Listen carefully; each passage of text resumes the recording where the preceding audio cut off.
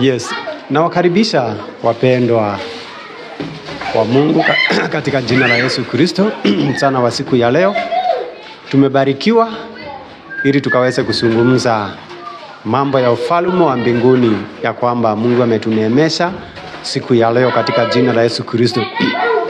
Jambo ambalo ningetaka kukuhimiza nayo ni kwamba kilio ni ya usiku, asubuhi ni kicheko. Ukisoma katika Psalms 30 mstari wa 5, ukienda kumalizia pale, maandiko inasema kilio ama kuomboleza na kusononeka uwa usiku, kukipambazuka ama asubuhi kikuja, kusherekea ama joy and rejoicing sinakuja. Kuna mtu jioni ya siku ya leo pengine uko hali ya usiku ya kuomboleza. Katika maisha unalia, katika ndoa unalia, katika huduma yako unalia, biashara yako unalia. Lakini nataka kukuhimiza, Psalms 30 mstari wa 5 inasema ya kwamba kilio ni usiku, kukipambazuka watu wanasherekea na wanafurahia. Pengine unalia siku ya leo, unaolia na unaomboleza.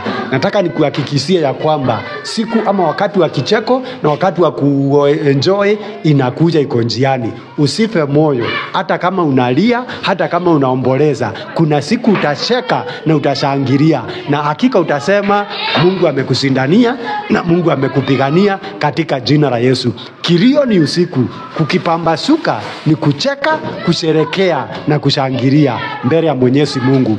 Furahia wakati wa kucheka, hautakumbuka kilio tena. Kwa hivyo wewe uko kwa giza, wewe unaomboleza usiku wa giza, mchana inakuja jua la neema likuangazie na Mungu akumulikie na jua lake, uone mwangaza na utacheka na utafurahia katika jina la Yesu Kristo.